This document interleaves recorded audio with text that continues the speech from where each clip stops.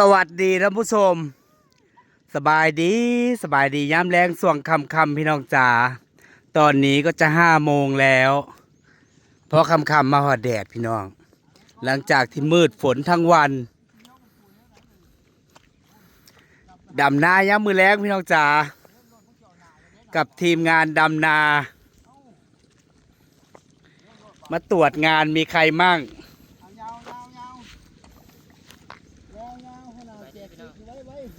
เป็นยังไงแถวที่แข็งอยู่บ่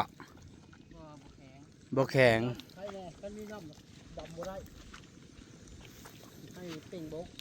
ป๊าดผู้ใดมาดำหน้าไว้แถวนี้บ่น้องสาวโพสีพี่น้องดำหน้าเก่งกว่าน้องทำนะจ๊ะพ่อใหญ่หม่ำมาจะยาโชทอนหม่ำยาโซป่ะน่ะนึกว่าหม่ำ101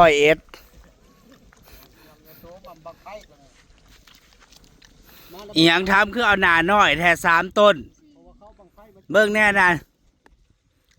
ล้าหัวนั่นแล้วดำหนาบักใหญ่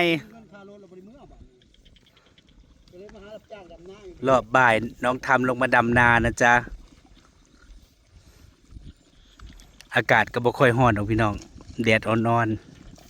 ๆลมเย็นๆสรุปแล้วฟังนั้นแล้วเบิดแล้วเนาะลงมายังเหลือแต่แค่นี้แหละแถวหน้าให้ยาวเนาะส่วงนั้นดำบ่แล้วยังเหลืออยู่3-4 ไฮซุ้มผู้ดำก้อนเนี่ยมันเขียวบ่แล้วเนี่ยมันเขียวแล้วเนาะดำแต่พุ่นลงมาดำตั้งแต่ช่วงแดดสูบน้ำดำล้อถ่าฝนพอดีช่วงฝนตกมาต่อเนื่องก็เลยได้ดำต่อเนื่อง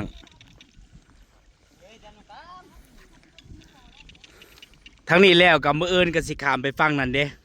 ฟังซะฟังนั่นต่อกันหน้าเจนแหละเนาะมืออื่นฟังนั่นก็คือสิแล้วกันเหลือแต่ตะกร้า3 ไฮ3-4 ไฮให้หน้าหันอีก2 ไฮหน่อยดำกับกว้างแนะทำ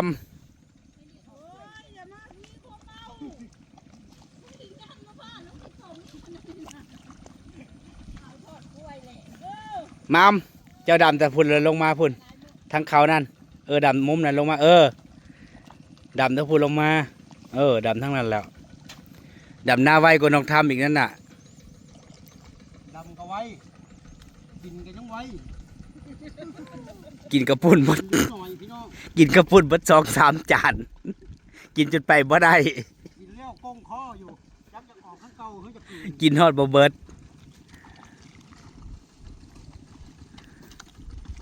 มันเป็ดเงี้ยเตี้ยนลง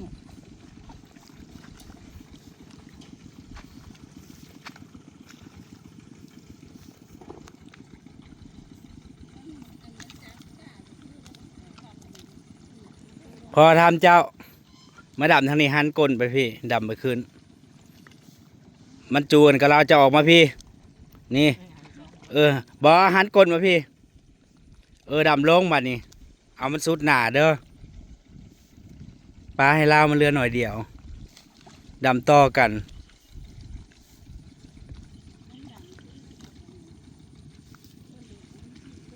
ปุ่นเบาออยเป็นคนไถคนขาด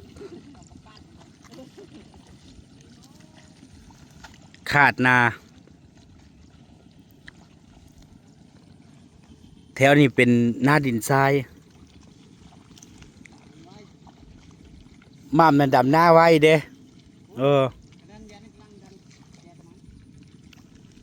มื้อนี้ก็ได้กินไอติม2 จอกพุ่นน่ะ2 แก้วที่มาสุเมินอยากกินไอติมอยากกินขนมก็เลยมาน้ำแม่มือก่อนมากับสาวโพสีวันนี้แม่เพิ่นมา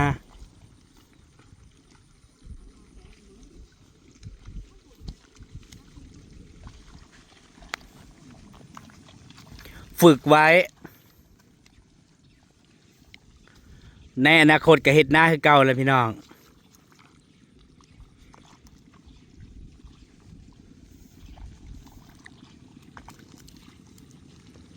ำนาดำเขาเจ้าเห็ดหน้าวานน่ะเขียวเบดแล้วพุ่น มันจะเลี้ยวบังปูหม่ำดำเร็ว เขาบริซอยได้แจดี2 คนนี่เร็วๆหน้าไผหน้ามันเด้อ่าเอาเด้อมัมเขาแล้วเขาขึ้นเบิดเด้ป้าทางนั้นมืดฝนมาอีกแล้วผุ่นเสียงผ้าห้อง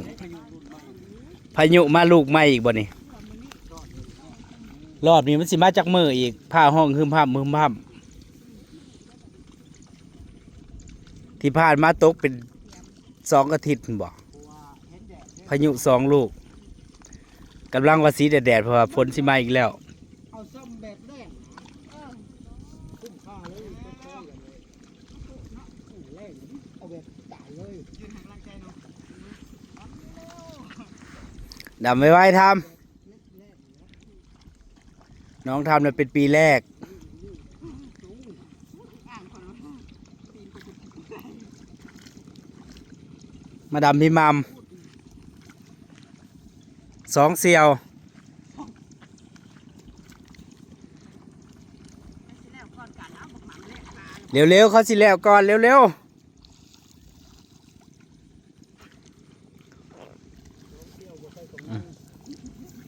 นั่นดำออกมาน่ะดำนกกัดนั่นแหละออกมาทำยะเอา ที่เมาถึงโมหะ มาดับน้ำมูกเดียว อันนี้ดำหน้าไวก็น้องทำอีกนั่นนี่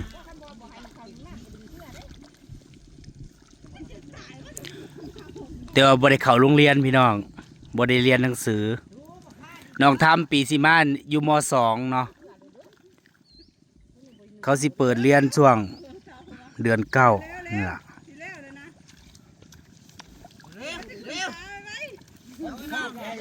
ไวๆเขาสิแล้วก่อนเร็วๆไว ให้เร็วเอาก็เร็วไปเฮ้ย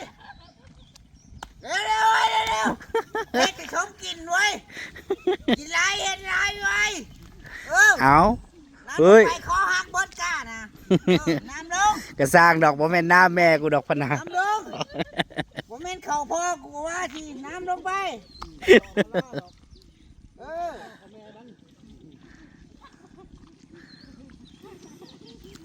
ไวๆเขาสิแล้วก่อนเร็วๆไวๆยังอีกแถวหนึงสู้เขาไม่เด้อยินบอกปืนมาช่วยแม่ด้วยแม่กี่เดียวไหน คันได้มาก็สิได้มาแต่มื้ออื่นนี่แล้ว จะได้ยังแน่ อยากได้ป้า จะได้ส่งกับยังจะได้กระส่งหรือบ่ มื้อนี้เอามาลาซื้อเกือบให้บัดนี้จะได้ส่ง น่าจะเป็นพัวป้าไหน มึงได้ส่งกระขาดเห็นบ่ส่งกระขาดเข้าอ่ะเกือบใส่กับบ่มีเอามาลาซื้อให้ ใช่นี่ป้าว่าเป็นพัวป้า เรียบร้อยจ้า แล้วไปอีกให้ ทิมไว้อยู่ใส่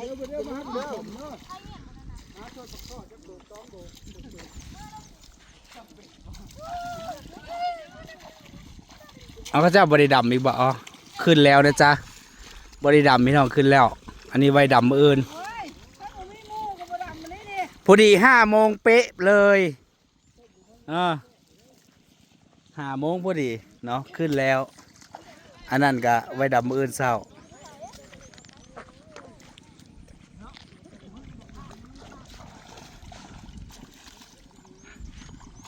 การให้อามาล่าหรอเด้อ ตอนนี้น่ะมืดฝนมาแล้ว ทีมงานลกกาก็ยังขมเมาขมแมวอยู่ แต่ละมือก็ยัน6 โมงเนาะแต่ว่าคนดำน้าสิขึ้นก่อนคนดำน้านี่5 โมง5 โมงพอดีเขาเจ้าขึ้นแล้ว ได้ยังเวลาอยู่ ก็ด่านี่ยังเรือบักลายพุ่นเกิดขึ้นแล้วเบิดแถวนี้นะ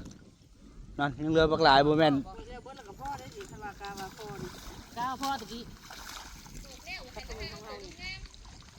พ่อแหละสิใส่แถวนั้นบ่พอคือสิใส่ตอนหันนะ ให้กับมันพายในช่องพายนี่ช่องพายกับเบิดแรกลอยป่ายนี่นะ ก็สิบ่พอลงไปโลดบ่ได้หันน่ะเรือประมาณ50นี่บ่จัก เหลือกระดำพายอยู่เด้ในช่องพายช่องพายพอช่องพายสีดำเขาอันนี้ แล้วก็สิเปลี่ยนเข่าพันธุ์ใหม่ตัวนี้ก็สิปลาให้เขาเจ้าเอา แล้วก็สิไปใส่เข่าตัวนั้นข้าวเจ้า หน้าพักนั้นสิลกข้าวเจ้าแล้วก็นี่ ช่องบ่ สาม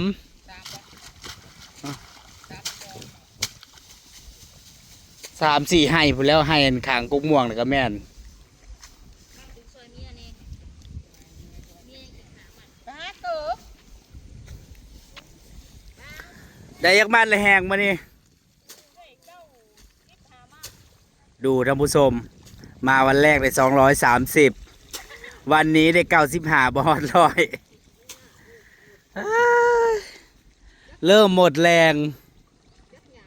ได้ละปีแล้วกันหน้าไก่ที่แล้วนะแล้วกับเบิร์ดแห้งเนาะมีใจกันไหนมาลงข่อยกัน เหนื่อยล้าอ่ะเมาเอาไรพี่น้อยก่อนยาม มาตายตอนจบอุ้ยผ่าห้องหึมห้ำพี่น้อง พายุประมาณนี้เด้พายุมาอีกลูกพะนะสรุปมือสิมาลกกาบ่ยายเพิ่นมาซอยเอากาพี่น้องมันเหลือเลยนี่มือเพิ่นก็สิเอาลูกสาวลูกเคยมาลก เอ้ยมาเป็นดาว ลูกเคยคือบอกมานี่พอพ่อแล้วเนาะพ่อแล้วมันสิเหลือสิลงเข่าตัวใหม่เพราะว่าเข่าน่ะมันเหลือกาตัวพุ่นอยู่สิลงเข่าเจ้าแล้วก็เข่าอันนั้นเพิ่นมาลกซอยเอากาอยากได้กา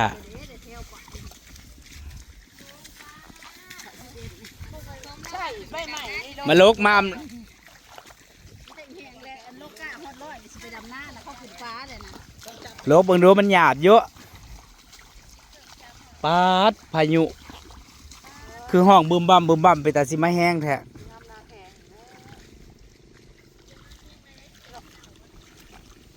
น้ำนาแข็งแล้ววะใช่แล้วคันมาแห้งเดี๋ยวดำบ่ได้อีกแล้วพายน่ะน้ำจะเป็ด น้ำท่วม มันมาแล้วต้องเป็นกำลังแห้ง น้องหัวเต็มแล้ว ยัง เล่นกับมันท่อสูงแล้วมันบ่เบิดท่อมันอยู่สูงมันต้องได้เป้งของนอกถ้าน้ำเต็มน้องมันน้ำเต็มท้ายน้ำเขาน้อง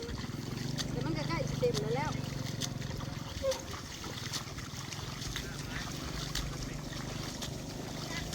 เจ้าหน้าที่ตั้งอยู่แล้ว นี่หน้าแม่ผู้ชี้นี่ยังมาอยู่ได้ อันข้างหน้าเขาประบวกว่าน้ำพวกอันตกแต่หน้าเขาคนน้ำคนเต็มไข่เต็มคันเลยเต็มเขาไปหาเห็ดนะมันมีแบบแถวทั้งเทิงทั้งลูกข่อยของเราน่ะบ่มีน้ หน้าใคร ำหน้าเขาประบวกแต่มันสูงอยู่แต่ว่าน้ำบ่ได้ห่างแบบมันเป็นข่อย ตอนนี้มืดจนบ่เห็นหยังแล้ว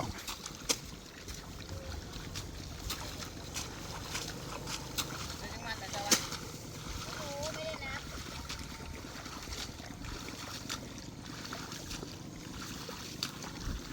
ของเราไม่เคยเหมือนของเพื่อนเราไม่ได้หลุดดอกมันที่แค่ไปตัดสายพันธุ์ ฝนมาเลยคุณเจ้าลมเย็นๆน่ะ เอาคุณโลกาบริเก่งเลยคุณตา ฝนมาแล้ว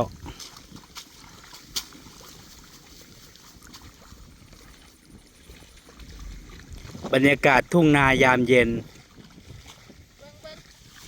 ป็นไปดับหน้าเราไปเมาส์ใส่หกยับเลยถูกเลย ลุงเลิศน่ะหิวไปกินข้าวปุ้นอีกละ โอเคนี่บริดับหน้าคิดสามจับเราอะ ย่างยกขับนะว่าถึงเมื่อไหร่สิย่างแต่ว่าไปสิกินเบิด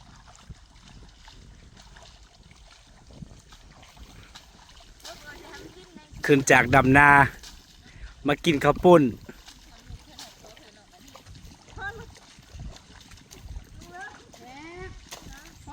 ละเทิงแม่เทิงมาแป๊ดไว้เด้อ กินเป็นแต่แสบบ่หมูเจ้า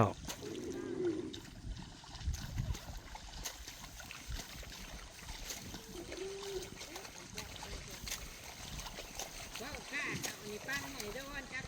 ให้ข้องให้เด้อ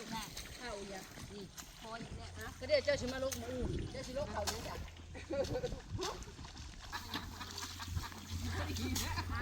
พี่น้องจ๋ามาวันนี้ก็สิขอเก็บภาพบรรยากาศในเพียงเท่านี้